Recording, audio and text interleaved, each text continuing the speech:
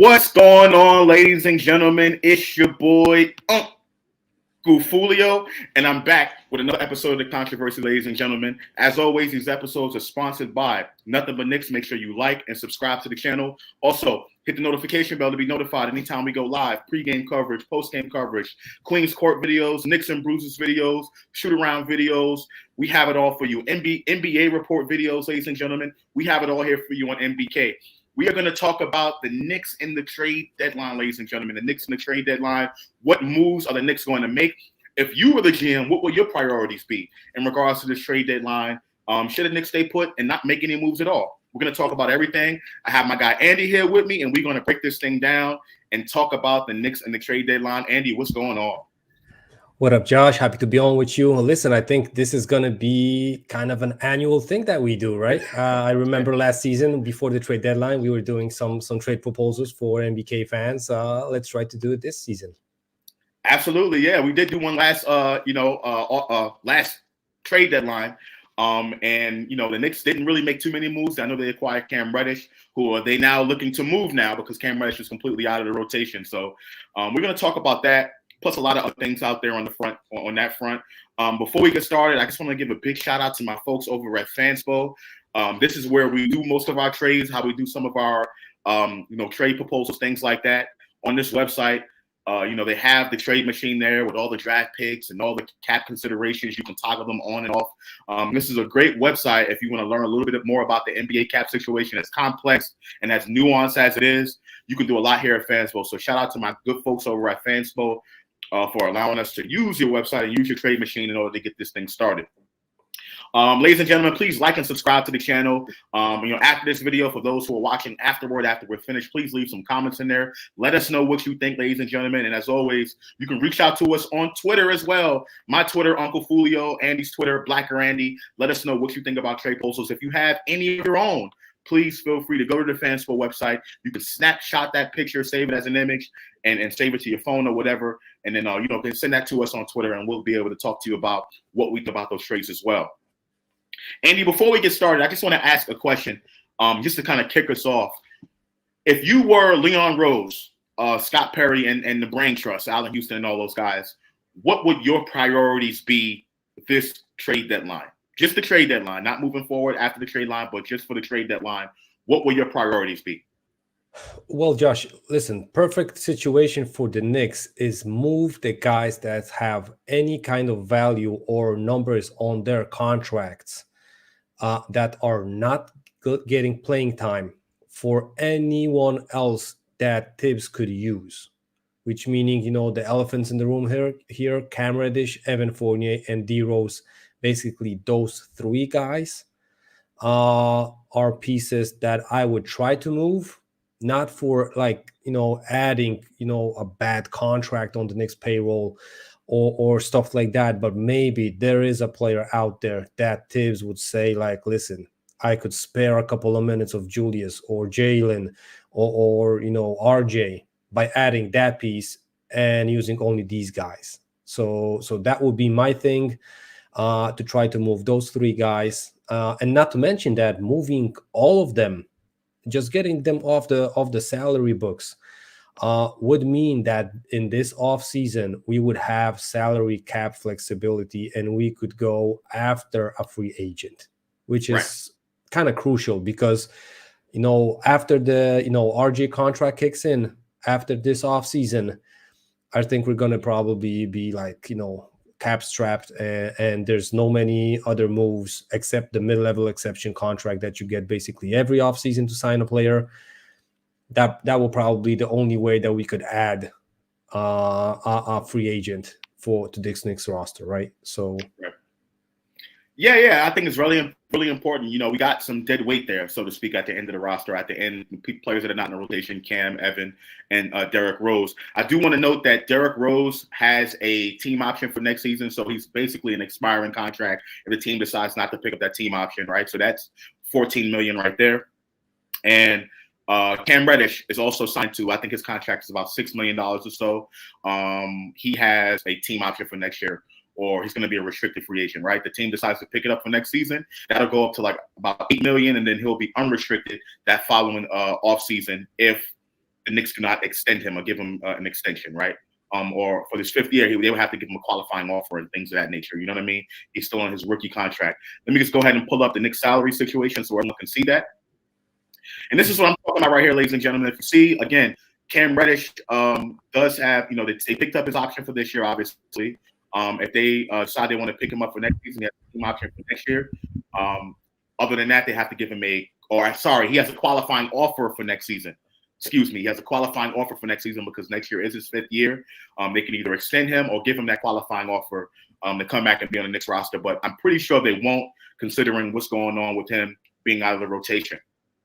If you look at Derrick Rose up here, Derrick Rose is making $14 million this season. He has a $15.5 million team option for next season, which I expect them not to pick up for the same circumstances. He's not in the rotation, so I don't see any reason for the Knicks to pick up Derrick Rose's team option for next year, right? So Cam Reddish and Derrick Rose, between those two, you're looking at about, let's see, 15.5 plus 7. You're looking at $23 million next season coming off the books for the Knicks, right? So, I mean, that may be very important if the Knicks are trying to get some flexibility. They're expiring contracts based off of the current situation. You can consider them expiring contracts. The big one is Evan Fournier. Evan Fournier is making $18 million guaranteed this year, and he'll make another close to $19 million next season. And then he'll have a team option for the following year, which that one you can expect not to get picked up because of his situation in the rotation, right? So they still have Evan Fournier. So I think out of all 3 of those contracts, Evan Fournier's would be the most beneficial to move for salary cap implications. What do you say about that, Andy?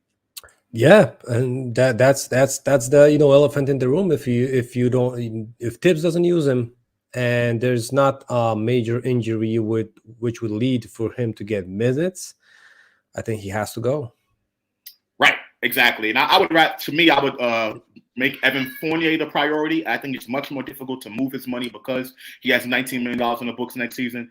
I think if the Knicks are going to move Fournier, they might have to give up a first-round pick to move his money, which is not something that the Knicks would probably want to do unless they're getting back a player that of higher value, right? So that's going to be something that we need to take a look at and beware of coming this trade deadline. If they move Evan Fournier, are they going to be able to get rid of his contract without giving up a first-round pick? Second-round picks, cool with. I'm fine with that, no problem. But first-round picks, I'm less inclined to do that. As far as what the priorities that I think that the Knicks should do this for this particular trade deadline, I agree that we definitely need to move off of those 3 guys or try to move off of them. If we don't, cool, it's fine. To me, the Knicks could use more pieces to add to their bench for this season and more depth pieces. But what the Knicks are right now, anything short of a star player, anything short of that, I'm not willing to give up first-round picks for. You know what I mean? Because I think no matter what mid-level player you decide to bring in this year, it's not going to take the Knicks to the next level this season and maybe the years beyond that. You know what I mean? So I'm very, very hesitant. And there may be a little bit of outliers here and there. Kyle Kuzma is someone I think that, yeah, he might not take the Knicks to the next level this year, but a core of him, RJ, Randall, and Brunson, I think could be a really good team over the next couple of years if we decide to go after someone like him. That one I may be willing to give up a first-round pick for, but all these other people, are not really inclined to do so. So that's just my opinion, and we're going to get into some of the trade proposals that we do have.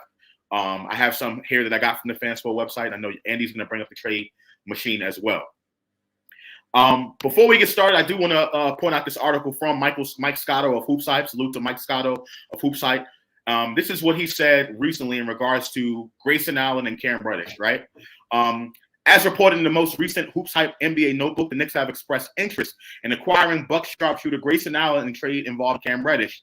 However, Milwaukee has resisted including Allen in any conversation surrounding Reddish thus far.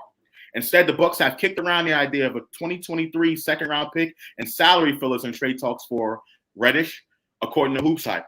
Potential salary fillers could include George Hill and Serge Ibaka. Multiple teams have expressed interest in Allen, league sources say. Allen has come up in several 3-team trade concepts with the Suns involving Jay Crowder. We're going to talk about him as well. And there have also been reports linking him to Rockets guard Eric Gordon. So what I did was, prior to the show, I constructed a trade to see what some of these scenarios will look like. I'm going to pull up one on the screen right now. And this is the one that Milwaukee's pretty much said they're not going to do, right? The Knicks, Grayson Allen's making $8.5 million this season, $8.5 million next season, guaranteed money. Cam Reddish is making $6 million this season, guaranteed money. And like I said, he has a qualifying offer for next season, right? So essentially the Bucks would be shedding money, right, for for bringing in a player like Cam Reddish, right? And that's if they decide not to sign him to an extension. They'll be shedding money, shedding Allen's contract. Now, they said that they, based on the article, that they would not do this deal because Allen is a major part of what the Bucks are doing right now. The Bucks are in championship contention. I don't see the Bucks really trading Allen as well. And it would take something massive, blow them out the water in order for them to trade Grayson Allen. So that's the reason why they wouldn't do it, okay? Now, instead, what I did was I crafted another trade involving getting rid of Cam Reddish, which I'm going to pull up on the screen right now. And this is what the article said could potentially work. So you got the Knicks acquiring Serge Ibaka, George Hill, a total of $6 million, give or take 5.8, something like that, for Cam Reddish. That's a deal that works, right? In this scenario, the Knicks would have to shed a roster spot. So you're talking about either Svi, Ryan Arcidiacono, something like that. Andy, do you think the Knicks are going to be able to make this move, make this trade? Do you think it's worth it for them to make the trade, based on, stuff like that? Or do you think this it wouldn't be worth it? Well, listen, all of these trades scenarios might be interesting, but for me, making a move like that for Ibaka and George Hill kind of don't make sense. The Knicks, I think Tibbs is comfortable with his big man rotation. Even with Mitch Robinson out, we see Sims and Hartenstein getting quality minutes, and I think that's not the biggest problem the Knicks have. Adding a piece in George Hill to the situation where we have Emmanuel Quickley, Deuce McBride, and even Derrick Rose, which doesn't get burned, that would put him basically in front of Ryan Arcidiacono, right? Which is, I don't know if that's a situation that he would be, happy with. And adding a player that's not going to be happy, that's going to be grumpy, he might be a pro as far as, not getting playing time. But then again, you don't add the piece that's going to crack the rotation with those guys. Maybe Ibaka until Mitch Robinson is back. He could, take minutes from Sims. But is that the route the Knicks management wants to go? I think Tibbs is actually comfortable with Sims. He's starting him over Ihart. And I don't think, bringing in Ibaka is going to take, cut Ihart minutes. So I think this move doesn't, make the point that trading deadweight is going to get you any kind of, plus for this Knicks roster to move on further. Yeah, I mean, I agree. I agree with that. And one thing I forgot to do, let me show you back up on the screen. One thing that I forgot to do was add a second-round pick from the Bucks to the Knicks, right? So that would probably be the only incentive for the Knicks to make this deal. I do think that this move for this season gives us depth. We need depth, right? So I think that this move definitely does help us do that. But, I mean, what else are you really going to expect to get for Cam Reddish? Cam Reddish has not been in the rotation. He has not been playing, right? So I didn't expect the Knicks to get much for him anyway. Right. And at this point, I think, I can see it making sense if the Knicks are going to get a second round pick back in return, but not much else. The depth piece is there. You're right about Jericho Sims. I think Serge Ibaka could potentially take minutes away from him. I don't think there would be any form of people being disgruntled in the locker room or anything like that. You know what I mean? So it's kind of like, you're getting back a second-round pick in return for Cam Reddish anyway. What else are you really going to get back for him, right? So that's just one potential scenario to get rid of Cam Reddish, get him out of the locker room. He's not playing anyway, and send him to a team like Milwaukee who could potentially use him, right? They can use him in whatever they're trying to do for the playoffs and give them more depth, and the Knicks just getting a second-round pick in return. I don't really think the Knicks get any more for Cam Reddish in that type of scenario.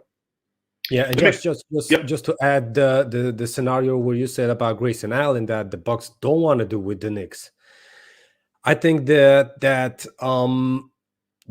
would be the trade that the Knicks would be happy to do, because Grayson Allen would crack the rotation. He would get minutes before Deuce. He would get minutes maybe even from Grimes.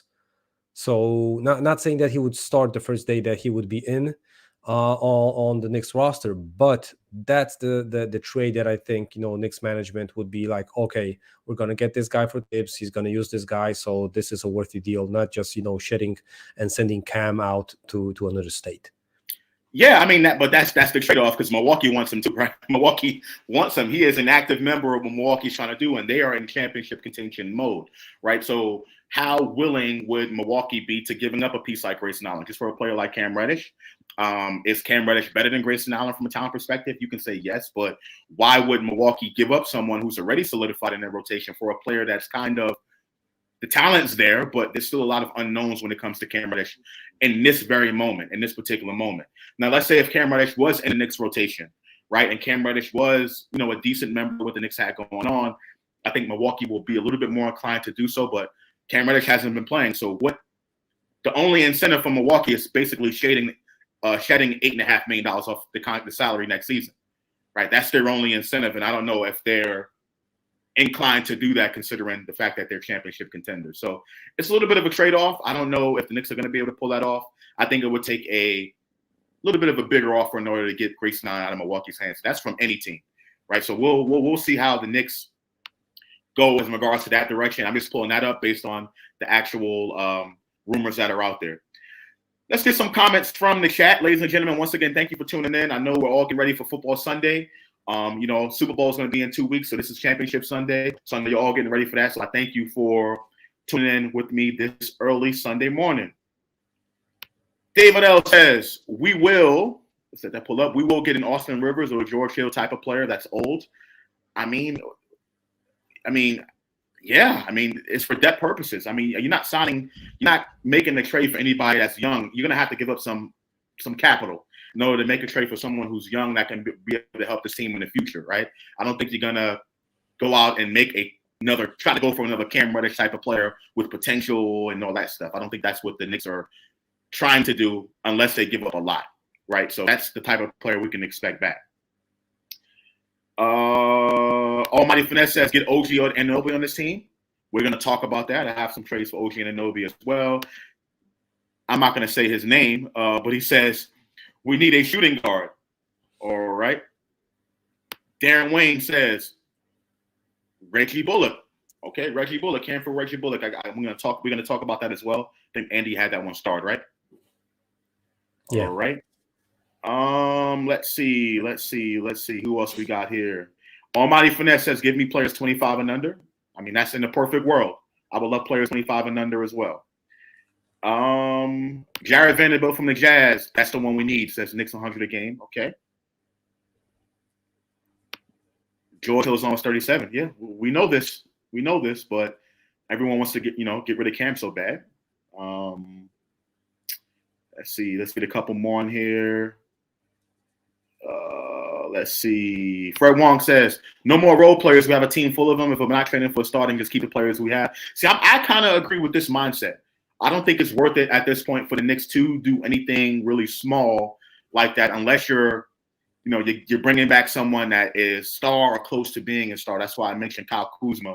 To me, I think that's a little bit more worth it, in my opinion. But all these other trades seem kind of useless, in my opinion. If the Knicks are shedding salary, maybe you get rid of Fournier and you shedding some salary for next season. That'll be another reason. But outside of that, yeah. But Josh, just to the point that Fred is making, if we have Fournier's salary, Derrick Rose salary this season, because after this season, I think the risk to extend him just to have the salary to move for a superstar or an all-star player, which is the numbers, right? Just the numbers on the contract, the 15 million. The 15 million, Fournier's 18.5 million is going to be like over 30 million, right? So those would be the contracts that will allow you to get that superstar or star player for the Knicks, just salary purpose-wise. Adding, multiple picks would make the deal work.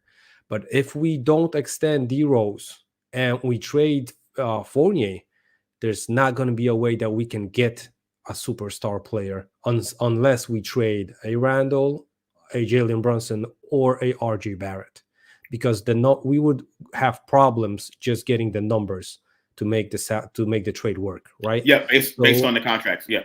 Yeah, so that's the other thing. If we trade these guys just to make the salary space, and there's going to be not many contracts, then you can get out to send out the 30, 40 millions away from the Knicks. Because what we got to remember, trades can only mismatch the numbers by 10%. Or if you have more space, then you can eat up that money and the other team is going to get a trade exception. But, I think still teams would love to get, a player, a young guy, a good contract, an expiring contract instead of a trade exception. Okay, now that makes sense. Now, the only thing I'll say about Derrick Rose is you think another team will be willing to take Derrick Rose on for multiple years and not take his expiring money? You think that'll – because Derrick Rose, I mean, the Knicks – okay, I would say the Knicks will have to pick up his option for next season in order to make that work, if that's the case. Yeah. Which is okay. I think that's reasonable, but an extension, I think that's a little bit too crazy. So, but we'll see. We'll see. Let me just bring up OG Anunoby was mentioned, so I just want to see if I can get a trade in here. And it's been reported that OG Anunoby, they're talking about multiple first-round picks, something similar to what the Spurs got back for DeJounte Murray, right? Which was, I think it was 3 first-round picks or something like that, some pick swaps, something like that. And it's also reported lately that the Knicks were starting in regards to OG Anunoby, Obi Toppin, and 2 first-round picks, right? So what I did was I crafted a trade that I think is going to be very competitive. You're talking about OG Anunoby. He has this year remaining on his contract. Next season's guaranteed, and then he has a player option for the following season. So potential of 2 more seasons remaining for OG Anunoby, 1 year guaranteed, right? So this is the trade that I came up with that it matches and it works as far as the money's concerned. So Knicks receive OG Anunoby, obviously. Cam Reddish is going to be gone in that trade. He's going to be an expiring contract for Toronto unless they decide to keep him around, extend him, give him a qualifying offer or something like that. Obi's contract, right? The Knicks are going to put him in that trade anyway. I'm offering the Dallas pick from this year and next year's first-round pick. It's the only one we have for next year. And then Svi, it's a contract filler. This is just going to be a difference of, let's see, how many million? $4 million or something like that. Knicks are able to absorb $4 million because they're over salary cap threshold, but not over the luxury tax. So the most they can absorb is $5 million. What do you think about this trade, Andy, in particular? Would you consider this one? Is this something that you think you would be able to do? Well, if I was the GM, I think I would do that trade.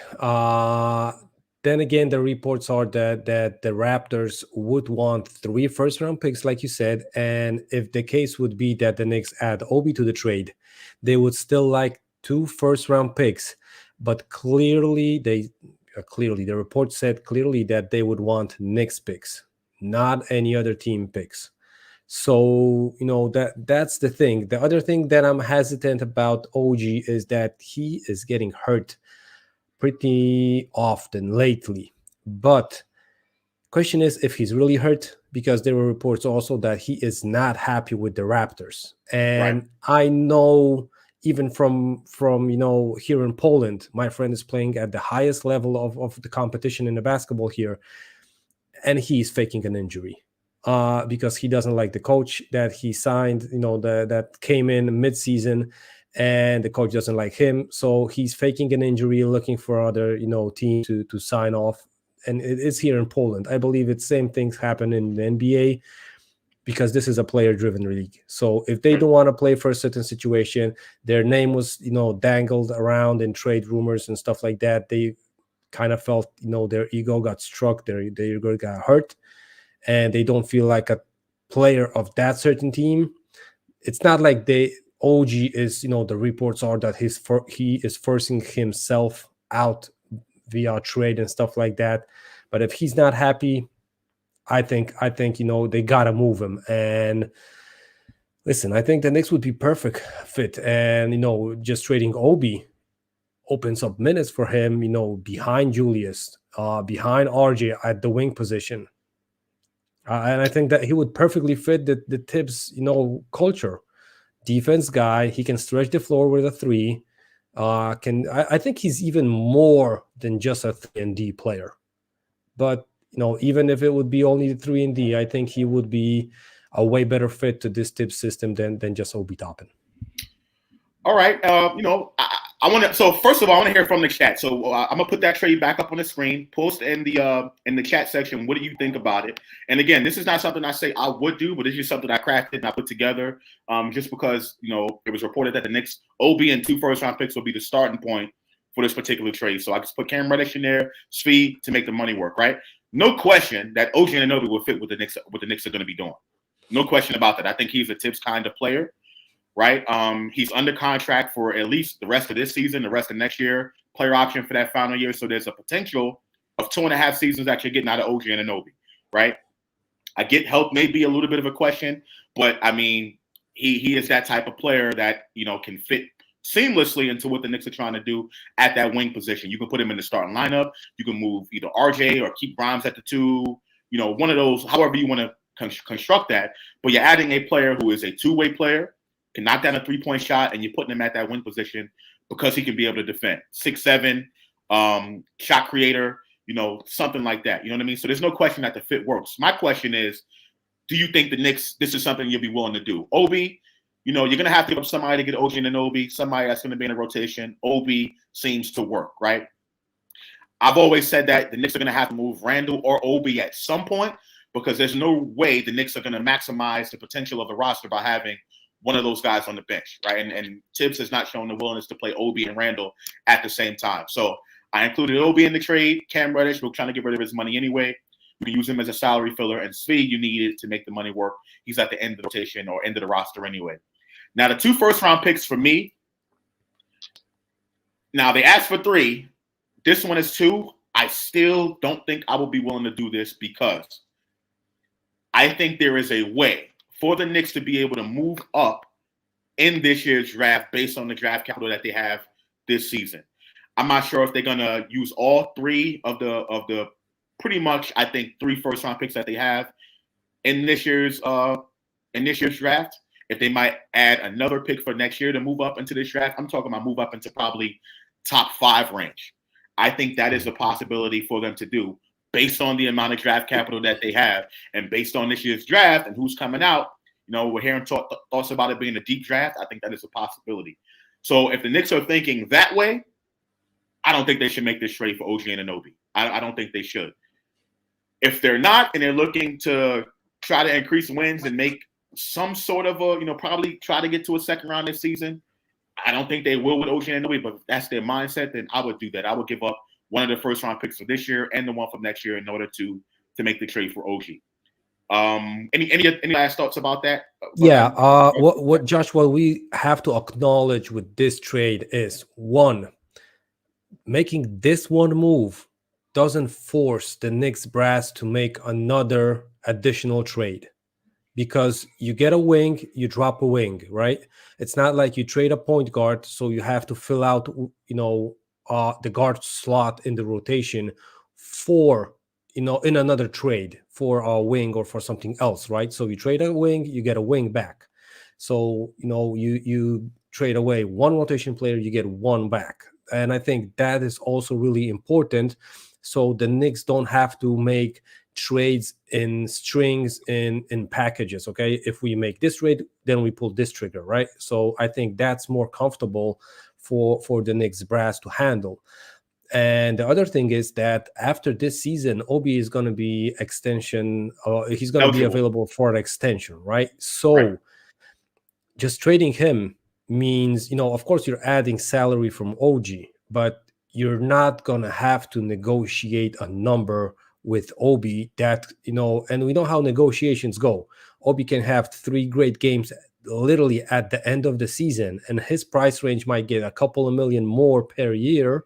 Right. Like we saw the ending of last season, right? We were thinking, Obi had a 30-point game, a 30-couple-point game. He's going to get like 15 million. The same situation that we see with Quickley now. He's playing really, really way better than at least what I expected. Not only his defense is better, his offense is kind of getting in a steady, position. So I think the number that Quickley is going to ask for is going to be north of 15 or even 17 million a year. And for me, I would be willing to pay him like to 12 and a half, maybe. I don't think he would deal with me. So so he would be looking for another job. So that's why I don't want the Knicks to be in the situation where they have to extend IQ, they have to extend Obi, and then again, there's no room to find the supporting cast in the free agent markets. So you want And yep, go ahead, finish. yeah, and then when you do this trade for OG, you got that wing position locked up, and you could think that Tibbs might be okay next season. I might move RJ to the shooting guard position, slide in OG, have Randall at the 4 and Mitch at the 5, and then I have a great starting lineup, right? And I got Grimes off the bench, and I got Quickley off the bench, and stuff like that. If you get, if you resign IQ, if you resign Obi, then I don't think you're going to find any, available wing that is going to make Tibbs happy. So I see exactly where you're coming from, and I think that's why it's kind of like, do you want to part ways with those 2 first-round picks? Well, you said one thing that I don't think is true. I don't think that lineup will be great. I don't think that is a great starting lineup. I think it's good. It's better than what the Knicks have now for sure, but I don't think it's great. I don't think it takes the Knicks to the next level. And my rule of thumb, my way of thinking is, does it have the potential to take the Knicks to the next level? That's just the question for me if I'm going to get rid of 2 first-round picks, particularly the Dallas pick. That's definitely going to convey this year, definitely, because Dallas they're not going to be top. What is it? Let's see. For the Dallas pick is top 10 protected. The Dallas is not going to be drafted in the top 10. I don't think, right? Yeah. So it's going to convey. So that pick is going to convey. And then you got next year's first-round pick, but you don't have another first-round pick next year at all. So you're risking that, saying that potential lineup's going to be great. That's the question. You got to, ask that question. So I don't know. I don't really know if I'm willing to do that. I don't think OG Anunoby is that kind of player. I think he fits with what's happening with him right now. But as far as next level, I still think the Knicks would have to go out and get that guy.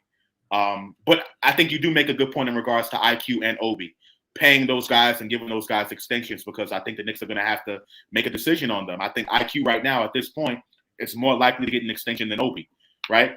No matter how much. Sure.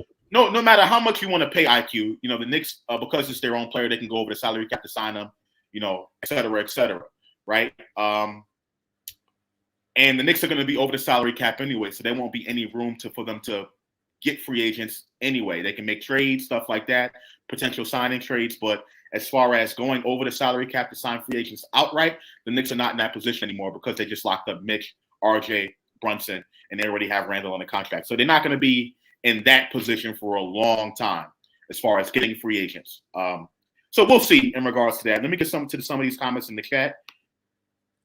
Goodwin Rodriguez, thank you for tuning in. He said, this is a mistake to make a trade with Toronto. This is a stupid trade. Tell me why. Tell me why. I want to hear why. Don't be, saying all this vague stuff. Tell me why. Why do you think it's stupid? Sherwin says Dallas pick will be top 20 in this deep draft. Yeah, I just hope it's not top 10. If it's top 10, that means that it won't convey this year, right? So it needs to be outside of the top 10. As long as it's outside of the top 10, I think it will convey this year. Almighty Finesse says OG wants out anyway. That's what Andy was talking about earlier. Let's see.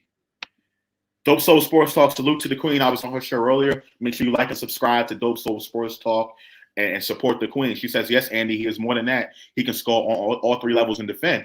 But Queen, my question is, can he be able to take the Knicks to the next level? And you're giving up first-round picks for him, right? One first-round pick in a potential deep draft, right? So that's just my question.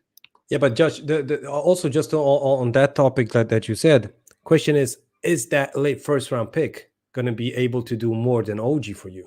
I don't think so. Well, that's a good point. But I'm under the mindset that I want the Knicks to trade up or try to trade up in the draft and get into that top 5.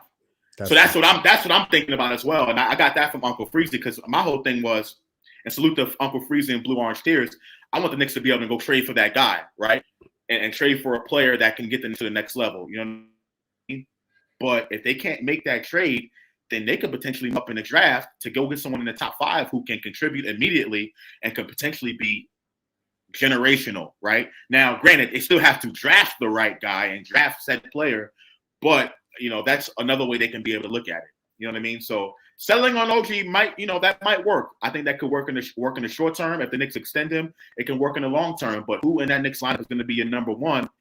Number one, the championship team.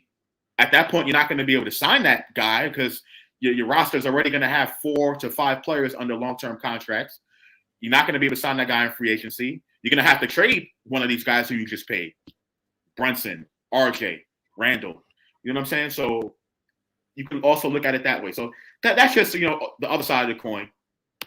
Sherwin says, I don't think that OG is better than Precious Achiuwa. Okay, I don't know about that. Ooh. William says, with OG, the Knicks are contending. I disagree 100%. I think that's, I think you're over your head on that one.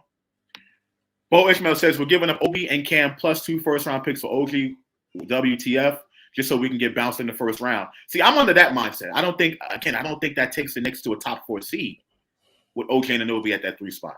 I like him. I think he's a really good player. He fits what we're doing, but he's not, you know what I'm saying? And for me, when you're talking about giving up first-round picks, I want a player like that. Let's say DeJounte Murray, for example. I think DeJounte Murray can get us to a little bit of a next level. Not anything conference finals like, but to a second round, yeah. I think he's better than almost every player we have on this roster. I think he's better than Randall, pound for pound. You know what I'm saying? So let's see. Let's get a couple more of these in. Sherwin says the trade will work with just Obi. We don't need to give away Cam Reddish. Listen, Cam Reddish is not going to be here. All right, just admit it. Fred Wong says OG is just another role player. He's not worth trading for because we'll have to give up. He doesn't move the needle enough. We have to stop spinning our wheels. I agree with that slightly, particularly giving up first-round picks. I agree with that. All right, let's get one more. Let's see. Dope Soul Sports Talk, step-by-step, piece-by-piece, as long as you have enough left to get a star. But how are we going to get that star, Queen? That's my question. We're going to have to trade for him. We can't. I mean, you're going to have to trade for that player. And I don't know if the Knicks are going to have enough to do that. Quiet Money, I get a controversial take for the controversy. How about we start quickly in RJ's spot? Yeah, we'll talk about that towards the end of the show, Quiet Money, in regards to that. Parrish, thanks for the super chat. We shouldn't make any moves to the summer unless it's a blockbuster. Let this have their own season. Okay, thank you for the super chat, Parrish Duggar. I'm kind of under that mindset as well. I don't think any stars are going to be available at the deadline, so I'm leaning more towards that anyway. All right. Now, this is my final trade, Andy, and then I'm going to get to you. I'm going to have you bring up the trade machine, but this is something that I'm thinking that I am on the fence about. Very much on the fence about. This one is involving Emmanuel Quickley. I know Andy told me before the show that IQ fans are not going to be happy with this one. Andy said he'll do it, but I'm going to bring this up on the screen right now. Please don't go crazy. This is just a proposal. So the Knicks are bringing in Jay Crowder and a 2023 first-round pick. So this is adding another first-round pick to what we already have this year for Cam Reddish and Emmanuel Quickley. It's already been reports out there that the Knicks, if they were to trade Emmanuel Quickley, they're expecting the first-round pick back. I think he's worth a first-round pick at this point. You're bringing in Jay Crowder, who can help the team right now. You're adding some wing depth. Only,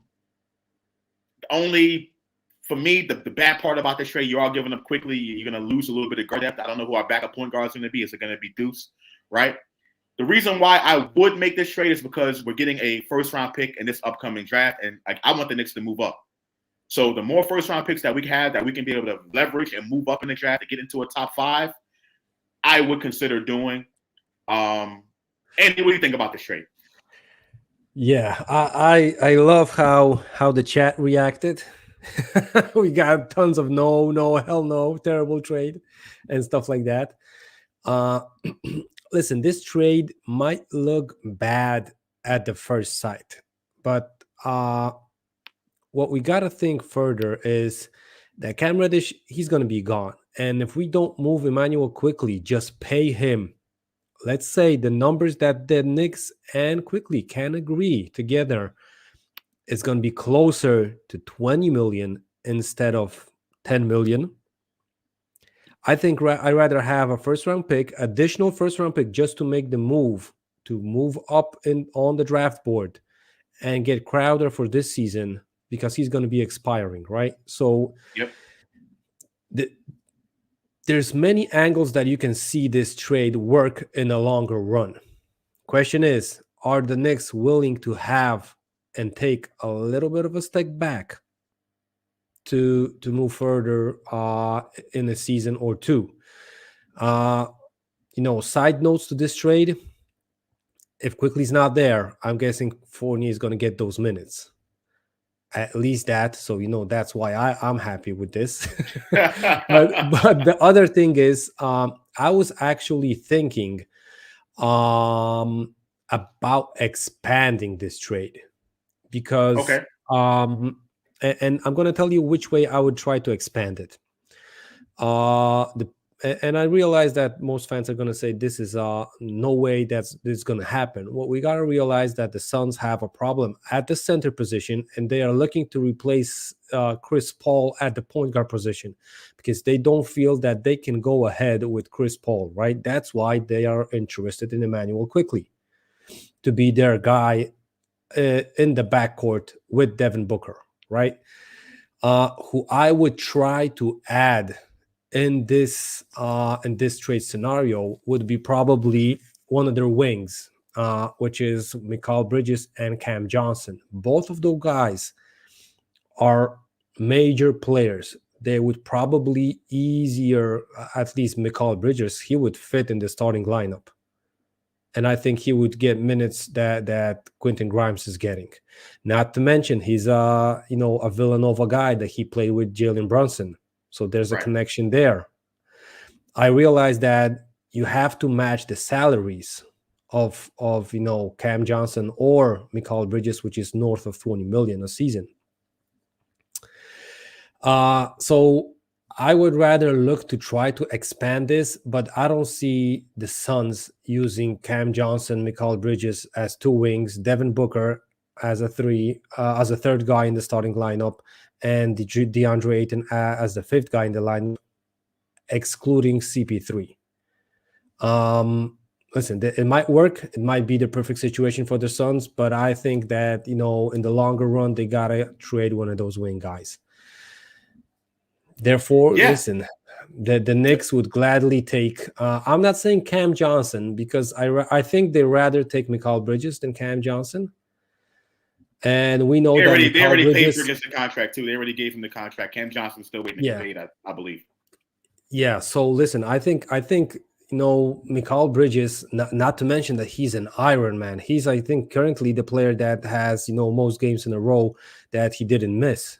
So he would perfectly fit Tibbs's 40 minutes rotation, playing time minutes for each game, because he doesn't get hurt or anything. Listen, I would love to do that trade and not even take the pick from the Suns. I would add first-round picks to get Mikal Bridges on the Knicks. Ooh, Mikal Bridges, huh? Yeah. I don't know if I'm doing that. I like Mikal Bridges. He's a two-way guy, definitely, and he's on the contract for the next 3 seasons at least. So I think but a first-round pick, I don't know if I'm willing to do that. Let me just pull this back on the screen. So, and this is the reason why I consider this one interesting, right? In the chat, tell me what you think Emmanuel Quickley's worth. Do you think he's worth a first-round pick? I do. Is he worth anything more than the first-round pick at this point? I don't know. So let's say you cancel out Jay Crowder. Let's do it like division, math, right? You cancel out Jay Crowder. You cancel out Cam Reddish. If the Knicks are trading Emmanuel Quickley, are you going to get a first-round pick back for him? That's a question, and I think he's worth a first-round pick. And you're getting the Suns' pick back on top of what the Knicks already have in the cupboard for first-round picks. If the plan is for the Knicks is to move up in the draft, why would you not make this deal? With the potential is that the reason why you're doing it or trading up in the draft is to get that guy. So I get it. Right now, it's probably going to hurt the Knicks, but I think the Knicks are going to be mediocre anyway. That's just the way I'm thinking about it. I'm thinking about the long term in regards to this deal. So that's the reason why I consider this. I don't know if this is going to happen. But that's just one of the reasons why I would consider it. Let me get to the chat and get to some of these comments. Steve Stoic, thank you for the $5 super chat. He said you get OG, that's a good asset accumulation. At the very least, you have a guy who can pair with RJ or Grayson on the line for a trade if it doesn't work. Yeah, but you're giving up first-round picks, though. You're giving up first-round picks for that guy. I mean, that's the Cam Reddish mentality. You give up a first-round pick, whether it conveyed or not, you're giving up a first-round pick for a guy who's not going to be in the rotation. And now that it's not working, you get less return on the deal because you're getting back a second-round pick for Cam Reddish, right? So do you want to get in that type of thing? And then you don't have a first round pick at all for next season. So I think that's where you will have to consider that. But thank you for the $5 super chat anyway. All right, in regards to the IQ chat, Almighty Finesse says, hell no. Bo Ishmael says, nah, I'm not doing that. Keep IQ and OB. Glamour Nick says, oh no. BN says, terrible trade. King Josh says, hell no. Steve Stoic says, hell no. NYCE 718, absolutely not. Refuse to include IQ, not even willing to include it first. Steve Stoic says, terrible. Nick's 100 a game says, IQ and OB probably in a package deal. Okay. Todd Barbie, salute to my favorite lawyer. He says, the OG trade makes sense. This one does not. Okay. I mean, listen, I appreciate everyone out there putting these comments in there. No. I totally get it. I'm just saying I definitely consider it. Not saying I would definitely do it under any circumstances, but I would definitely consider it. Everyone in the chat's basically saying no. AJ says it's insane that we're willing to trade IQ for an unknown player, aka first round pick. Listen, don't blame me for this. 6 months ago, all you guys wanted IQ out of town. Okay, so don't come at me for this. All right, please. Dope Soul Sports Talk says Fournier is not playing under any circumstances. Andy, it's over. All right, let's get a couple more.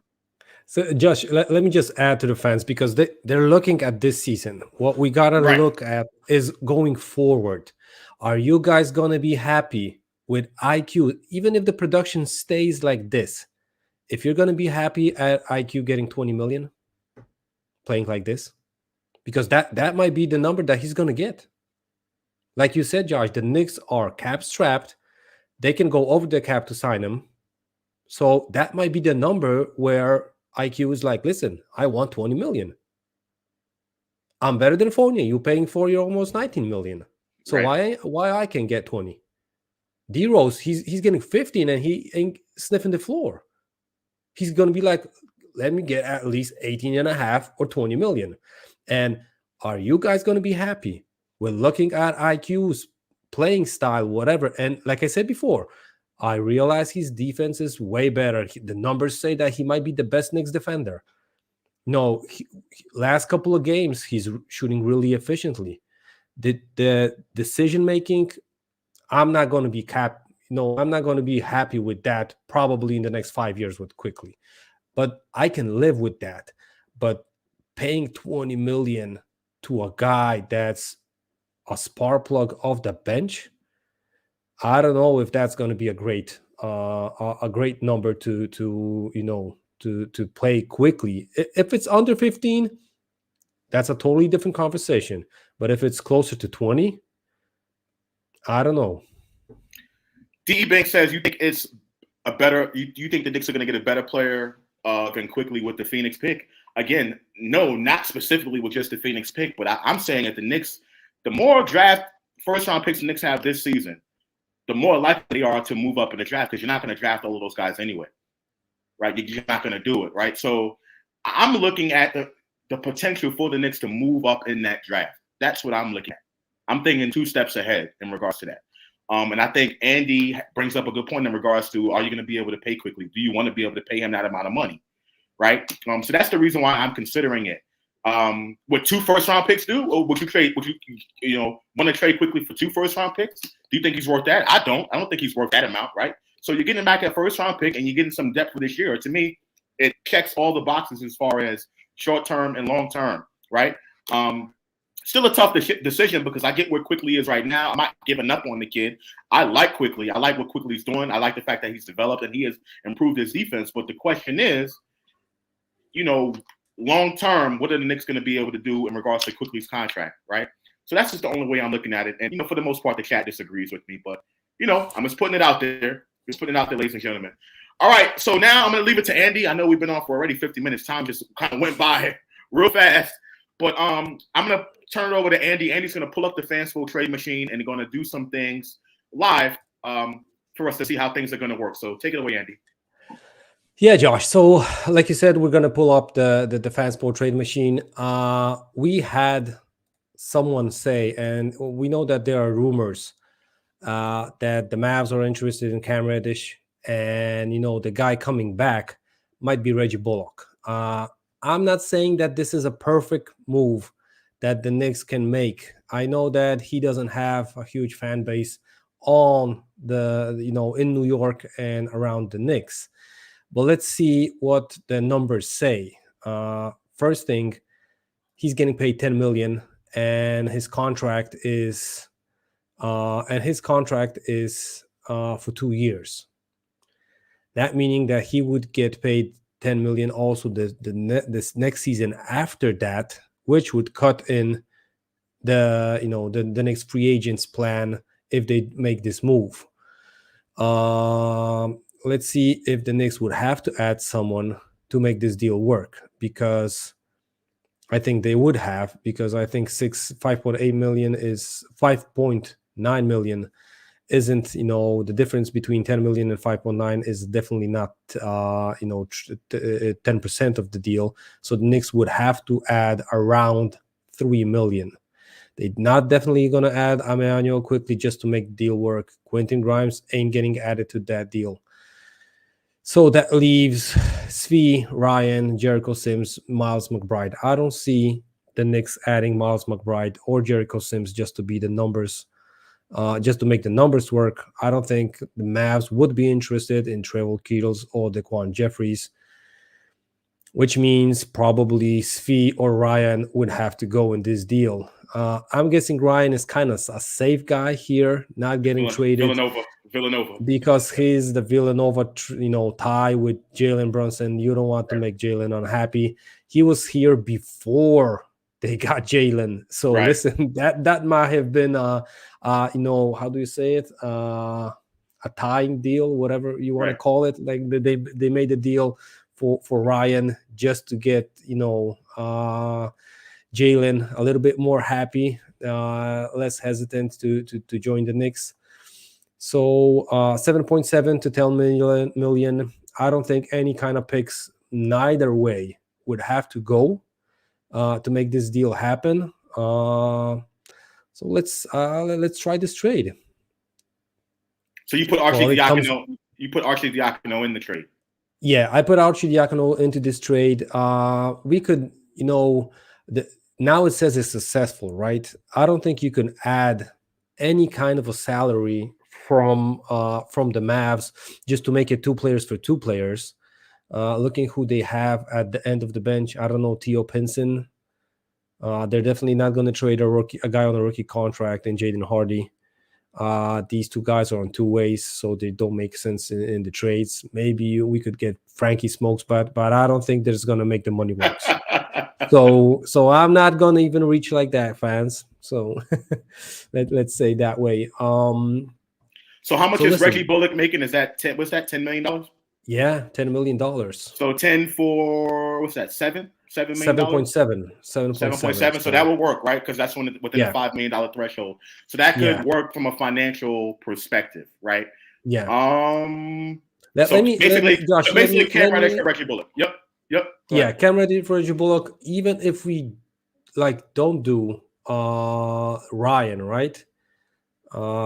Even if we don't do Ryan, let's trade just 1 for 1 and see if the Knicks can eat up the 5 million, because I'm not sure about that. Yeah, they can eat it up because it's going to be 4 million difference because it's almost 6. So it could go 1 for 1. It says that the Knicks would be 4 wins better in the span of the 82 game season.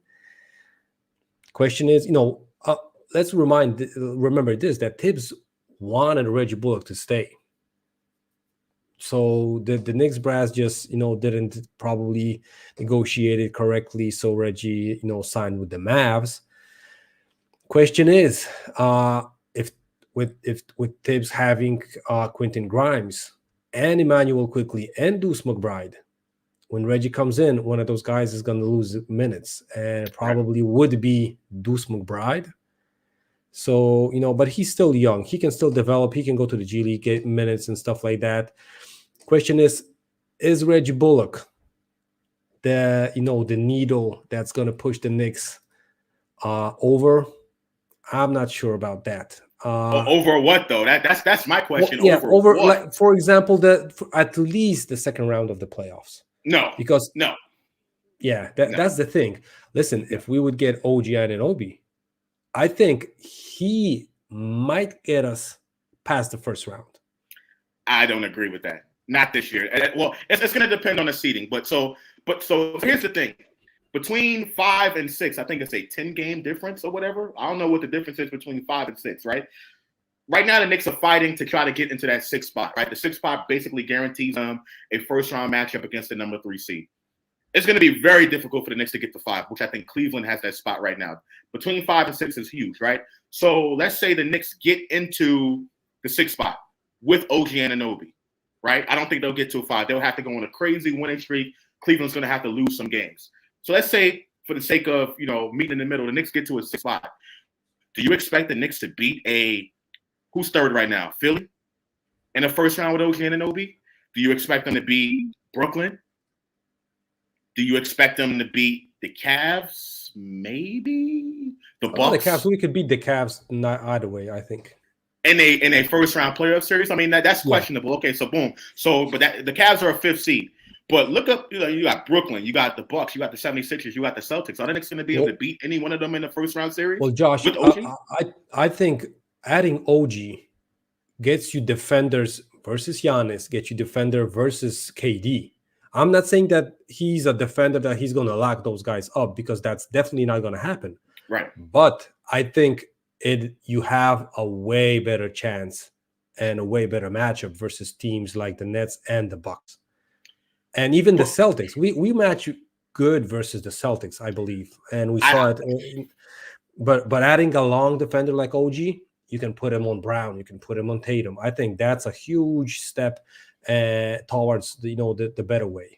I think you're correct, but here's the difference in that. I think when you're talking about a game during a regular season, yeah, no problem. But you're talking about a 7-game series where coach is not going to have for you, and where the best players are going to have to step up. Does OG get you over the hump against those teams? I don't think so. Right? I don't think OG Anunoby gets you over the hump. And you're talking about trading away 2 first-round picks to get him. You know what I mean? So 2 first-round picks for a maybe to get out the first round. I don't know. I just don't know.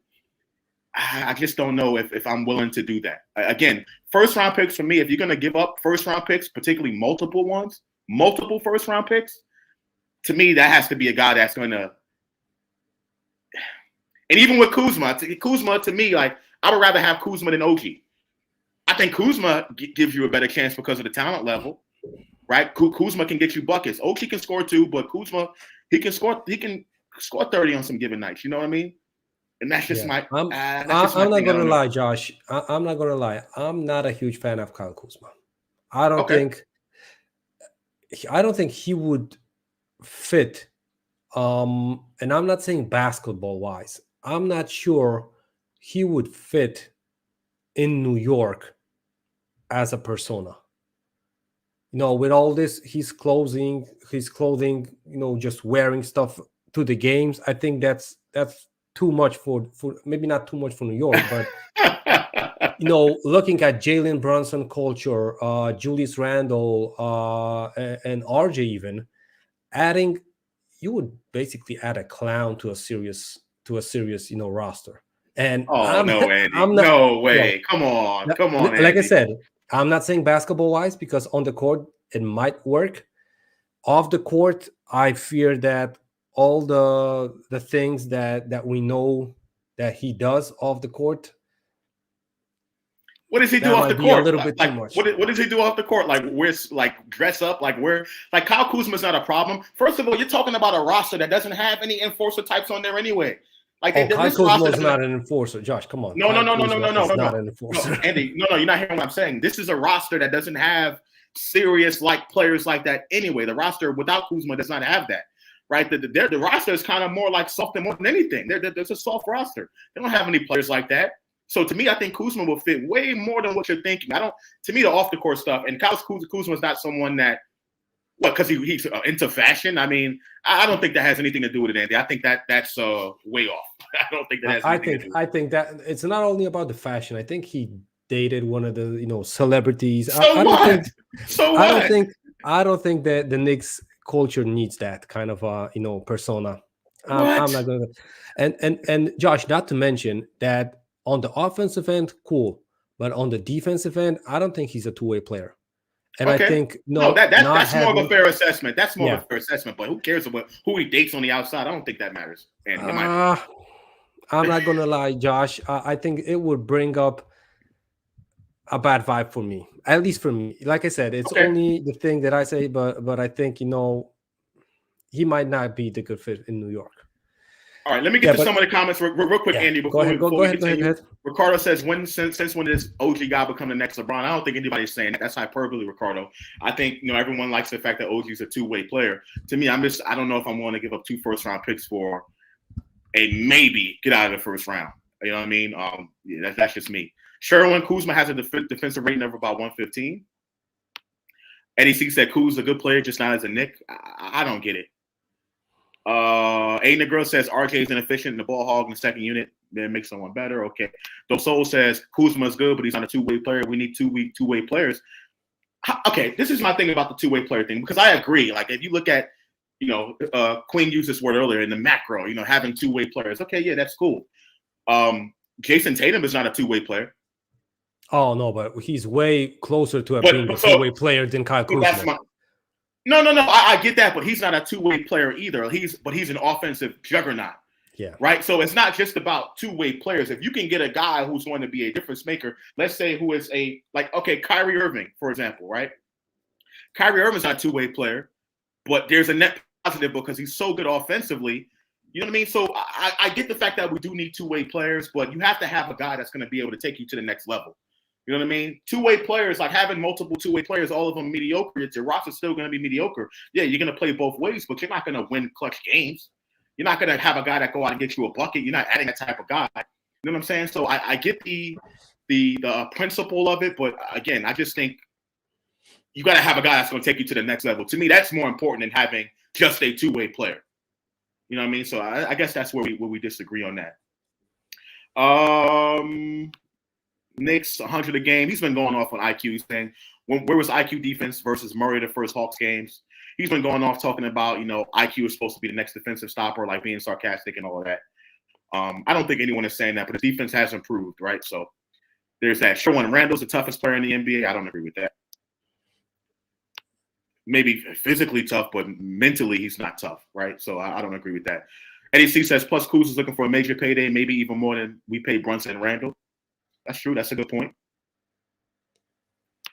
Once again, I wasn't saying that Kuzma was tough. I was saying that the Knicks roster isn't a tough kind of roster that's like all the way serious all the time. They joke around and do all that stuff more than anybody, right? They don't have that type of seriousness, you know what I mean, that I think Andy was alluding to. And that's the reason why I think Kuzma would fit in, because Andy's point was he wouldn't fit in because of some reason what he does off the court, which I don't think that matters. And OBJ the Dawn agrees with me. Kuz fits anywhere. Let's see. Kuzma's no longer on the trade block. Yeah, I understand it. I just brought his name up. Agreed. Kuzma's not on that level of Tatum. I never said that, but you said that we just need two-way players. But if a player's not a two-way player and he's a guy that can get us to the next level, I want that guy instead of it being a two-way player. That's what I'm saying. I mean, a two-way player would be nice, but can that two-way player take us to the next level? And, if not, I'm not giving up first-round picks for him. That's just me. Okay. If not for the injury history, she'll take OG over Kuzma any day. Okay. No problem. But I think Kuzma has more of a potential to be a player to take you to the next level. Neither of them do right now, but I think Kuzma has that potential more than OG, I would say. Let's see. Almighty Finesse says OG will average 18 and 19 points on this Knicks team. Yeah. I think he's, okay. I'm not sure about that, Josh. You know why I'm not sure about that? Because there's only one ball. And, playing in the starting lineup with Jalen Brunson, RJ Barrett, and Julius Randle basically makes you the fourth option. And, I know the situation with Evan Fournier in that starting lineup, with Quentin Grimes in the starting lineup. You're not going to be able to have 5 or even 4 scorers about 20 points a game. That's not possible. I don't think that happened ever. So, that guy, that's why the fourth guy has to be a two-way player. Because if the three guys are getting the ball, he has to defend. So I rather have a defensive guy like Grimes that can shoot every now and then, a defensive player first, than just an offensive player. I get it. Cormega says Kuzma is no longer on the trade block yet. We know that. Eddie C, this is Eddie C responding to you. He says, "Look what a hottie has done for iHeart." I just don't put too much stock into what these guys do off the court. I think that's just overblown. I don't think that. D. Banks says Kuzma's a good player. I'll take him. He's a bit corny, but most young guys all these days, yeah. Like all these players are doing like weird, I don't want to say weird. Let me not say that, right? Everyone's had a thing, right? But these young players are like, it's not just about all basketball anymore. These guys are trying to build their own brand off the court. So that's why when someone says, "Well, I don't want this particular player because he's what he's doing off the court," that's around the league. Around the league, that stuff is happening. Like with the Kyrie, with the what do you call it, the Sage or whatever it is. Like but these players are just doing their own stuff. You know what I'm saying? There was one more comment that I wanted to get at. Sherwin, he says Tatum and Kyrie are special offensively. I know that. I'm not saying that Kuzma's even on that level. I think he has potential to get to an offensive level where he can be just a bucket. I think he's a bucket right now. He can go get some buckets right now. I think he has potential to be on that next level.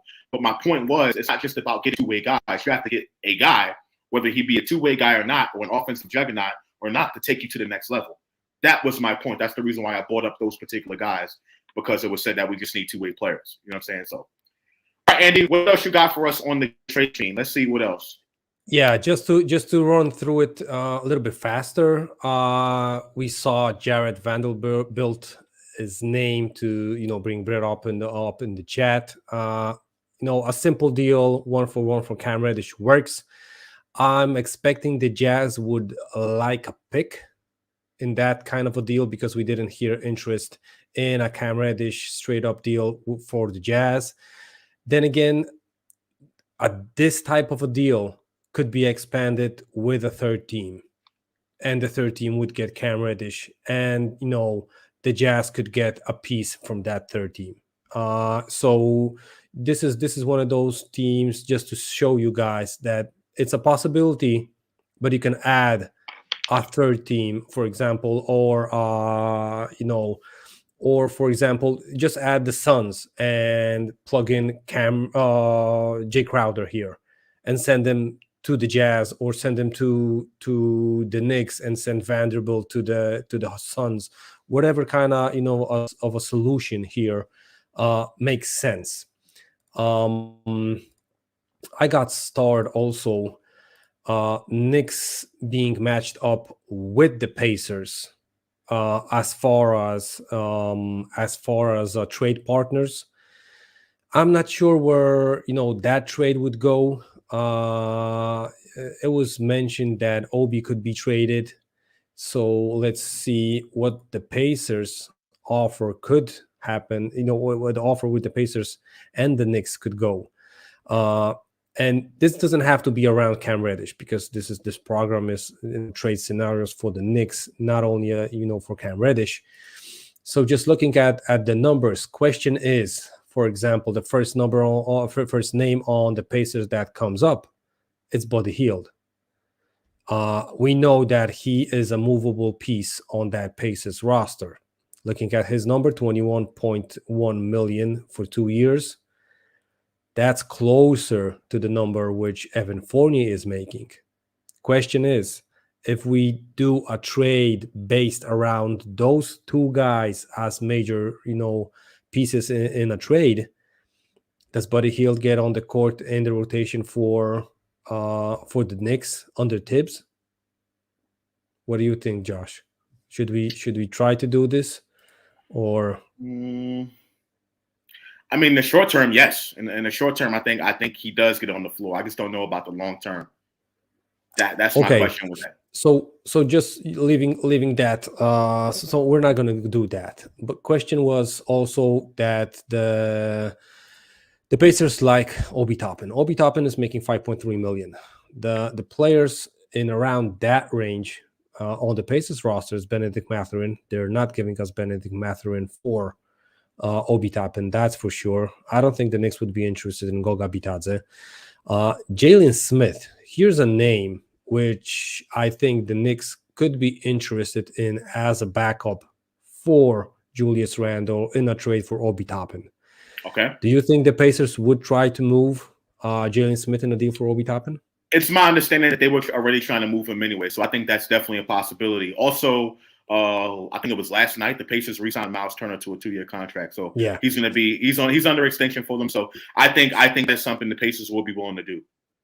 Yeah, and just to add on the Miles Turner thing, they signed him to an extension which is going to make him earn around 30 million a year. 30 million a season. Yep. Yeah, a season. That would make him the highest paid player on the Knicks. And listen, I'm not gonna lie, I don't see Miles Turner, even if just hypothetically he would be on the Knicks roster, him being the best player with Jalen Brunson, with Julius Randle, and with RJ Barrett on the roster. That I agree 100%. I don't know what the Pacers are doing. I don't know if they just have money to spend or what. I don't know what they're doing. I don't know. I would have never signed Miles Turner to that level of a contract. I don't think he's better than DeAndre Ayton. He's making close to DeAndre Ayton money. Oh, I think you know what I'm saying? Might be even more than him. But right. That's one of the things that it's kind of mind-boggling for me. But Josh, so what? We're gonna try this trade 1-for-1, or we're looking for a name on the Pacers bench somewhere deeper that could benefit the Knicks? Maybe James Johnson. How many roster spots do the Pacers have? If you scroll all the way down, let's see if we have the same amount of roster spots. No, they got 2 more guys signed. We got 1, 2. They got 2 more two-way contracts. Well, those are two-way. Yeah. Okay. Yeah. So two-way deal. So we basically have the same amount of guys. Question is, do you think the Knicks would need a guy like a James Johnson? Maybe. I mean, he'll add some toughness to the team for sure. I was gonna say, clearly, just for the toughness. They list him here as a center at 6'7". I don't think he's a center. He's a wing position player. I'm not sure that he would get on the court in this rotation, even if we trade Obi Toppin, losing a wing, adding a wing, and Jalen Smith. I think Jalen Smith would be over James Johnson in the rotation, even with Tibbs. Maybe adding James Johnson would make sense, but let's try to do this trade 1-for-1 and see if this should would work. Should work. Yeah. It works. It says that the Knicks would be worse with Jalen Smith. I don't agree with that. I think Jalen Smith would be a way better fit than Obi Toppin. But and just to add, he has 1 year more on his contract for lesser money. Those are minor things that the Knicks can do. But that's also a thing that we gotta mention. A name that also popped up in the trade rumors that wasn't mentioned with the Knicks is that the Blazers would be willing to trade Jusuf Nurkic or Jason Hart. Well, I'm not interested in Jusuf Nurkic because his contract is terrible. And Jason Hart on the other end, he's a really interesting player, one of the best rebounding guards in the league. He would perfectly fit. I'm not sure that not even above Quentin Grimes in the rotation for the Knicks. But just having him on the Knicks, I think he would easily get minutes. Let me pull up the. You mean Josh Hart? You mean Josh Hart? Yeah, sorry, Josh Hart. Sorry for that. So Josh Hart makes $12.9 million for 2 years. What do you think the Blazers would like from the Knicks? Is he guaranteed next year? Go to modified contract. Let's see what his money's looking like. Yeah, right there. Let's see. Player option. So player option. Next season he's guaranteed? No, this season he's guaranteed. Next season is player option. Ooh, okay, gotcha. 12 million, 12.5 million. Let's see. Not to mention Josh, he's another Villanova guy. Okay. I don't think he played with Brunson or Bridges, but might have been the situation because he was drafted in what year? He's now 27. Maybe he was drafted in 2017. That will make him 5 years. That will make him play with Brunson. Brunson Right? on the Villanova team that won the chip. So listen, that might be another interesting fact that nobody tangled these guys too. I'm not gonna lie. Josh Hart, perfect player for the Knicks as far as I see it. Question is what the Blazers would love from the Knicks. I'm thinking they're in win now mode. I'm not going to trade, of course, Julius Randle for Josh Hart. So No, that's money wouldn't out of the work. question. I think this, getting Josh Hart on the Knicks is probably more of a speculation or a scenario for a 3-team deal that gets a player on the Blazers, because if I'm the Blazers, I don't see a fit from the Knicks roster that the Knicks would be willing to add. Maybe Obi Toppin, because Fournier is not going to help the Blazers more than Josh Hart, right? No, not at all. Not And not he has only guaranteed money tied up for next year as well. yeah. So that's not going to be the case. Sherwin says Question is, Josh Hart was drafted in 2012. Brunson was drafted in 2018. Josh Hart's been in the league that long? He played back with those baby Lakers back then, right? Yeah, I think so. then he was with a 2012? stop. Was it Listen, 2012? he's 27 years old. That makes him what, 2 years older than Brunson? Brunson's 25, right? Yeah, let's see. 26 years old. That makes him only a year difference between these guys. Let me see. No, definitely wasn't no 2012. Yeah, he was drafted. Brunson was 2017. drafted in 2018. Right, So exactly. in 18. So that's a year later than Josh Hart, and Brunson won 2 championships with Villanova, right? Brunson won 2. Yes. Yeah, that means the earlier year he probably won with Hart, so that will make perfect sense. Yeah, but just going back to this Hart trade scenario. Well, I'm not sure if they would take Cam Reddish and a guy like Obi Toppin. That will make the money work, and we would have to add just the name to make the trade work. I'm not sure though if these guys, the Blazers, would like a deal around those 2 guys like Toppin and Reddish. You think the Blazers are in win down mode? I get that they have Lillard on his crazy contract, but they have never shown the ability to put any type of roster without a roster around Damian Lillard because of the amount of money he makes. At this point, trading Josh Hart is like killing some salary, basically. I don't see any reason why the Trailblazers would trade Josh Hart, like unless I don't know. Their salary situation is weird. Yeah, their salary situation is not weird. It's really bad. I'm not gonna lie. They're probably looking for money to re-sign Jeremy Grant, right? Because he's on the last year of his contract, and so the contract around $20 million. I'm expecting him getting around that same amount of money. Simons is re-signed. Right. Nurkic is re-signed. So they got the backcourt set, the wing position set, the center position set. So Josh Hart is probably the missing piece actually for them. Question is why there are rumors of them trying to move off of him. That might be one of the weirdest situations. For Obi, it makes sense. But Obi, I think that the Knicks already took up his team option for next year. I think, right? So I think they took up his team option for next year. So if you add Reddish to that deal, they'll only be saving $6 million if they let Reddish walk. That's the only thing that would be the case. Or they could just get Obi Toppin and expect to move the pace a little bit higher with Simons.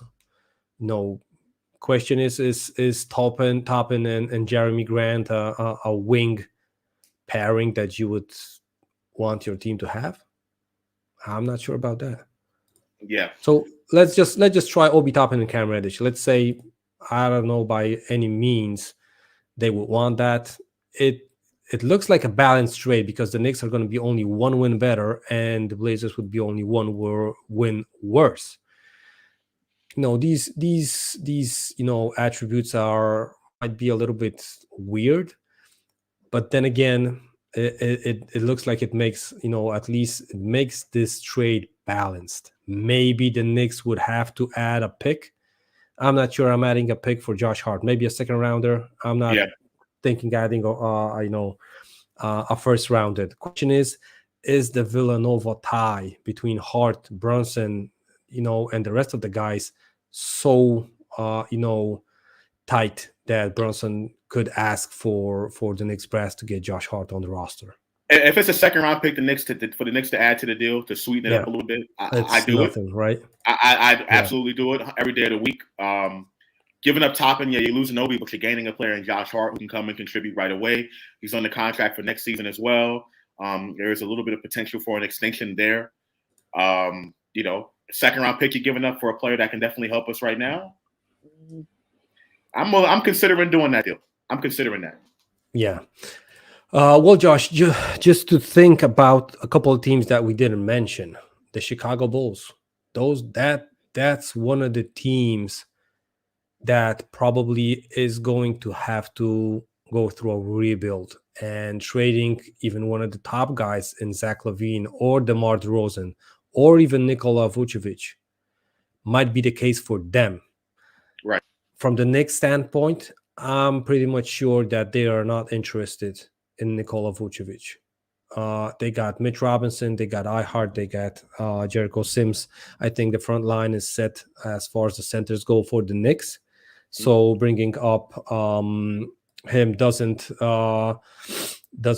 work. So listen, do you want to make a trade for Zach LaVine or DeMar DeRozan? I personally lean more towards LaVine, but his contract is massive. His contract is massive. I don't think the Knicks right now have I don't think they have the leverage to make that trade happen right now at this current point. Because the reason being, because they just signed him to a massive contract, right? The reason being is you just sign RJ. If you get rid of RJ, the poison pill is in effect, right? As of right now. If I'm going to make that deal for LaVine, I'll probably wait till next season. LaVine's still young, by the way. So, LaVine is a all-star caliber player. Is he at the level that can take us to the next level? I think, yeah, he can take us to a second round, I think. A combination of him, Randall, and Brunson. Yes, because he is a scorer. He can score the basketball. No question about that. He can shoot the basketball as well. Everyone's worried about the injury history, but I'm not. You know what I mean? He's in the prime of his career, like Almighty Finesse said, right? So I would be willing to do it. I just don't know if the Knicks have, with their current contract situation, if they have enough to get it done right now, unless you're moving RJ, Randall, or Brunson. Well, Josh, I can see the numbers work. I'm going to show you how. Okay. And I'm going to make it clear. I'm not trading for Zach LaVine, even if it's a cheap deal, unless they're going to move him in the offseason or whatever. He's not my type of a player. He doesn't fit in my basketball philosophy. Okay. So I'm just going to say that from these two, LaVine and DeMar DeRozan, I'd rather have DeRozan. And he's also not a perfect player for me, but I rather have DeRozan because I know that he's a little bit older. His contract is 3 years shorter, so that's going to make him, expandable a little bit sooner. But just to make the numbers work, Zach LaVine his current number is $37 million, right? Right. We would have to trade Evan Fournier, which is not a perfect fit for the Bulls, but he's a good friend with Nikola Vucevic. His numbers is high. Contract ends sooner. Yeah, contract ends sooner. A player that would, as far as from the Knicks standpoint, would probably be fair to trade with Derrick Rose and his massive, almost 15 million. That gets you, Josh, to 32.5 million, which means Knicks only need to add around 4.5 million. Then LaVine again, is at 30. LaVine is at 37, right? Yeah, Well, 37. they can actually do it right now. I mean, because the Knicks only Yeah, need to be within 5. Yeah, it will probably work, right? right. We could add Cam Reddish for them, and then we get the 3 elephants in the room for a guy like Zach LaVine. Question is, of course, the Bulls are not going to do a deal like this. Knicks would have to add picks, and I think it would have to be multiple picks. Not only because you're giving them Evan Fournier, which they probably, would treat as a salary filler, but they wouldn't be happy with him, Okay, so on let the me ask roster, you. So let me probably. ask you. So for this one, I'm willing to give a first round pick. So let's say Dallas this year, 2024 ours, and 2025 Milwaukee. What do you think about that? I think you would have to need to add at least one more. 4 first round picks, I think, for LaVine, because you're giving the Bulls an expiring contract in Cam Reddish. I feel that they would let Derrick Rose leave and be a free agent and then re-sign him back, because they're not going to be paying him $50 million. So this Derrick Rose contract for the Knicks is worth those $15 million as a salary filler for a bigger contract. And Evan Fournier might be the same thing. Him being friends with Nikola Vucevic doesn't give him the benefit of the doubt or a rotation spot because he's friends with a guy from a previous situation, right? So I believe the Knicks would have to add another first round pick. Maybe it could be one of the later first round picks, like a 2027 first round pick. Okay, put it in. Let's see. Put it in there. Something like that. And I think this would probably work. Yeah. So the Knicks would have to trade these 3 guys and 2 Knicks first round picks. I like it. That's a haul, like right? No, I don't think it's that much of a haul, because listen, 2 of those first round picks aren't ours anyway. We got them via trade anyway. We're only giving up 2 of our own, and we still got first round picks left over. I don't know, Andy. Brunson, LaVine, Randall. Josh, I'm going to say this. I made this trade for you, so you can say you would do it. I'm definitely not do it. I wouldn't do it if it was only the 2 first round picks. Then, okay, I'm going to lie if I say that there's going to be only the 2 first round picks via Milwaukee and Dallas. I would do that trade, but having back in my mind that I would move LaVine. LaVine is just totally not my type of a basketball player. Okay, no, I get that. I get that. To be playing on the Knicks. The question is also his history with Tibbs, because I think Tibbs traded him to the Bulls, having him on the Timberwolves when he was the general manager / coach in that position. So I think he got rid of him.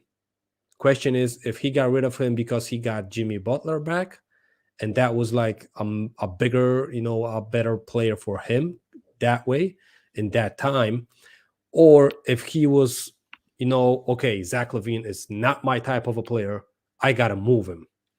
Okay, so I want to hear the chat thing on this, because go ahead, to bro. me, I think I would do this. I would definitely do this, right? First of all, let me get some of the comments from before. The ones that I missed out on. All right. Dope Soul Sports Talk said we don't need offense. We need a star or defensive-minded pieces. Listen, and she said this way earlier, but so if you need a star or defensive-minded pieces, then you don't need a two-way guy. If you can see defensive-minded pieces, you can go out and get someone like Ben Simmons, or you know what I mean? You just need defensive-minded pieces, right? So I think you need a player that's going to take you over the top. I'll just say that. Defensive-minded, offensive-minded, you need a player that's going to take you over the top. And you're going to find players like that are more offensively gifted than defensively. That's just the reality of the situation. Fly God, a.k.a. C-Max, said trade Josh and Andy for Grayson Allen. Listen, you don't want Grayson Allen up here talking this stuff rather than us. I promise you that. But I appreciate it. I want players who can score the basketball. We barely have that. Yeah, I agree. This is where that Zach LaVine thing fits in for me. David L. says, Zach and Tibbs, no Zach and Randall is a risk. I'm going to comment on that in just 1 second, or I'm going to bring these up. LaVine doesn't do it for me. and LaVine ate it. All right, here's the deal. Here's the deal for me. First of all, there's no guarantee Tom Thibodeau is going to be here past next season anyway. So you're going to bring in a new coach anyway, particularly if the Knicks are at a level where they're going to be at a better level than where they're at right now, right? There's no guarantee Tibbs is going to be here. So if your concern is LaVine and Tibbs, I don't think that's something you're going to have to worry about, right? And 90% of the time, you're going to be in a situation where the player is always going to win out in that situation if there is some type of beef, right? So that's how I end that concern right there. The only concern you can really say is the injury history.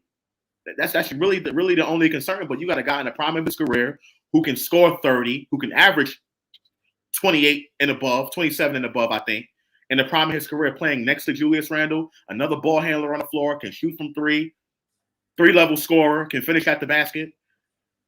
I'm highly considering it. And it's not like the Knicks are going to be struggling for first-round picks. The only first-round pick that they're not going to have is next year in 2024 and maybe down the line in 2027. But you're getting back a all-star level player that can, I think, take you to a top 4 seed combined with Randle and Brunson.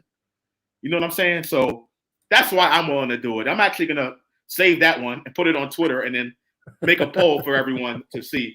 Andy has one more trade for us, and after that, we're going to wrap it up, ladies and gentlemen. Once again, thank you so much for tuning in. Please like and subscribe to the channel. Also, after the show is over, the conversation does not stop. Go into the comment section. Leave your comments on what you think about the trades that we had today.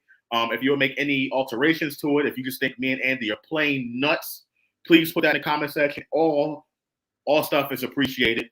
You know what I mean? So I really appreciate that. And put your own in the comments as well. And me and Andy will take a look at them. Also, reach out to us on Twitter. Blacker Andy is Andy's Twitter handle. Mine is UnclefOOlio. Please reach out to us.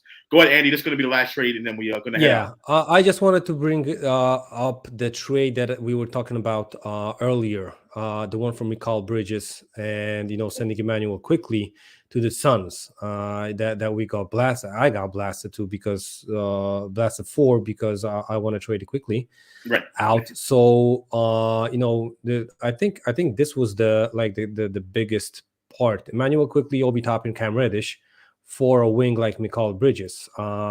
Currently, this trade would probably not work because we are having 21 million incoming and, compared to 13.6 outgoing, right? I'm not sure who we did add to this trade. I think you had Svi and you had Crowder coming back. Question is, no, I had Reddish and Quickley for Crowder in a first round pick. Yeah, for Crowder, right? For first round. To make the money work, I think you would have to add Fournier, not a piece that the Suns would like, so we could take Crowder back to the Knicks because he's a player that's just on the books. And now we have, look how the numbers match perfectly, Josh. 31.1, 31.6. 4 players for 2. I think we would need some picks. Yeah, it would have to be some picks. We would have to add picks. Yeah, it would have to be some picks because we could. I'm not sure that they would want to add to the Knicks even these deep bench players. And Biyombo, I think he needs to be on the Suns because he's getting burned sometimes when they have center problems. Right. Damian Lee, I think he's also a guy that's getting burned there. Josh Okogie, I think the same thing, and with the rest of the guys. So I think picks would have to move, and in this scenario, probably from the Knicks to the Suns because they're going to get Evan Fournier, Cam Reddish. I'm torn. I think a Mikal Bridges is a huge piece on this, just to make the the fans see the numbers for the contract. The numbers on Bridges' contract is the numbers would fit perfectly as far as Leon Rose and the rest of the crew likes the numbers like this. They don't want a player in the 30 millions above and stuff like that. 20 million is a bargain contract as far as I see it. Not to mention his production, 16.3 million, 4.5 point rebounds, 3.5 point assists, PR 14.5. For me, he's a perfect player that would fit perfectly.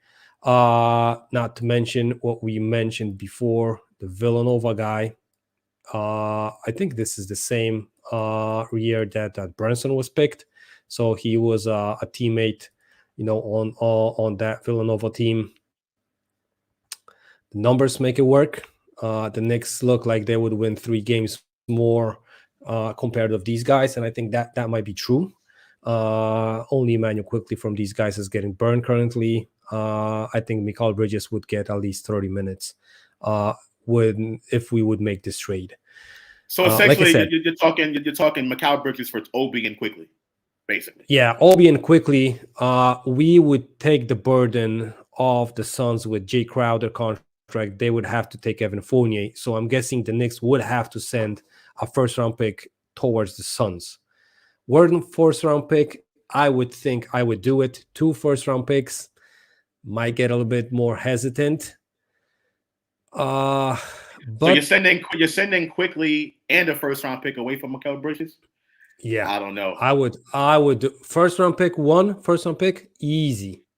I would even send 2 if it's not the Knicks picks. If it's one of those Dallas or, for example, the Pistons, that's not going to convey. I would send that. Because I'm under the mindset, the way I'm thinking Quickley himself is worth the first-round pick. That's the way I'm thinking. He might be. Josh, he might be. So you're sending away 2 on top of that? So that's 3, basically 3 first-round picks? But not Knicks picks. But not Knicks picks. I would send the Pistons pick that's not going to convey. I would send that one. And, for example, the Dallas pick. I would do that because I value Mikal Bridges and him being available each game so much that he would make it fit so perfectly under Tibbs. Just imagine, Josh. Tibbs can keep the rotation so short with Bridges and the rest of the crew. Our guys are barely injured. But that's Bridges this year, guys. Andy. That's this year. That's a short term. See, that's short term, but I'm also thinking about long term. And I mean, okay, you give up the Dallas and he signed. And listen, he signed for 4 years, so that's 3 additional years for around 20 couple million. That's a bargain contract for me, at least, when you look at how Bridges plays basketball. Interesting. All right. I mean, I'm not gonna lie, though. I'm not gonna lie. I think the Suns don't do this deal. I think it would take like literally 2 picks, and it probably would be the Knicks picks instead of 2 picks that the Knicks got from, for example, Dallas, Milwaukee, whatever. I think that's the thing. But Bridges is I would take him over OG. Got you. All right. Well, let me just get these last comments out of here before we get out of here. Michael Tambasco says, I like the idea of moving picks for a high pick. LaVine isn't putting us over the top. I mean, that's one way to look at it. I just don't understand like how Knicks fans look at opposing star players and say, that's not the player we want. We don't want that player. We don't want that player. LaVine is a baller. He can ball, and he's an all-star. He's an all-star caliber player. No question about it, right? The Bulls are not winning right now, but that doesn't mean we can't take on a player who is good enough, who I think will be the best player on this team. Zach LaVine will be the best player on this team if we get him. Over Brunson, over Randall. I think he will be, right? So a lot of times when we do these trade proposals, Knicks fans are like, well, I don't want that player. I don't want that player. You know what I mean? But they're not really looking at it in a whole in totality. You know what I'm saying? And, maybe we just disagree on that. So Ricardo says, Foolio, I think the Suns are a team to watch this summer. They might blow that team up. I agree. I've always been saying that. I think that the DeAndre Ayton situation is a little bit toxic for them. I think they realize that Chris Paul is on the last little limbs of his career. Devin Booker is a player that I've been intrigued with for a long time. That is a player I would love to have here at the Garden. He is one of my favorite players. I would love to have him here. So Cam Johnson, another player I would love. The Suns got some pieces. Like Ricardo said, the Suns have some pieces. Cam Johnson, Mikal Bridges, Devin Booker that I think would fit seamlessly on what this team is doing right now and for the long term. So I definitely agree with that. And Almighty Finesse said, OG just won a championship. Yeah, so did Bobby Portis. So, I mean, if you're going to talk about role players who win championships, yeah, cool. You know what I mean? I would love to have role players, you know what I mean? But we still need to get that guy. And the question is OG Anunoby going to be that guy? That's just a question that I've always had. Andy, thanks so much. Really, really appreciated you for coming on. And just so everyone in the chat knows, all this stuff is really fluid. It's very, very difficult. If you haven't played with the Fanspo fan machine, trade machine yet, it's very difficult for us to play with this stuff. It's not easy. So people can say what they want. That trade's stupid. That's dumb. That's dumb. How about you try it? Go to the Fanspo website. Here's the Fanspo logo right here. Fanspo.com. They have the NBA trade machine. They also do NFL as well. Check them out, and you try to make some trades on your own and bring them back to us.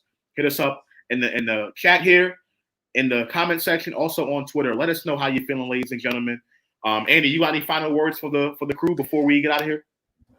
Yeah, Josh. Look out for new NBK Europe episode I'm gonna do. Ron from Still Knicks fans wanted to have an update on Rokos Jokubaitis. I'm gonna try to do that probably this week, and after this week, I'm gonna do the first interview with a fan from Europe, and you're gonna get to know a little bit how fans in Europe work, how they watch basketball, how they watch the Knicks, why the Knicks, and a little bit of insight how we European fans have it here trying to watch NBA games. Yeah, so there you have it. NBK is expanding, ladies and gentlemen. Oh, before we go, I have to give a birthday shout out to the founder and creator of the channel, Sim. He had his birthday last night, or yesterday, not last night. His birthday was yesterday. So big up to Sim. Throw some cakes in the chat if you're on your phone, some cake emojis in the chat for Sim, and wish him a happy birthday. Thank y'all all for tuning in. Like I said, this is very, very fluid, these trades, right? Very difficult being an NBA GM. They don't get paid the big bucks for nothing, right? So if you have a suggestion or comments about the trades that we proposed that we put out here today, please put it in the comment section. Make sure you like and subscribe to the channel. If you don't want to leave your trade proposals here, send it to me on Twitter. My Twitter is UnclefOOlio. Andy says Blacker Andy. Okay, so reach out to us, tag us, let us know how you feel, ladies and gentlemen. Once again, this is the Kontroversy. Enjoy your championship Sunday. Place your bets now. The game is about to start. Place your bets, and go Knicks as always. Peace out. I'm out.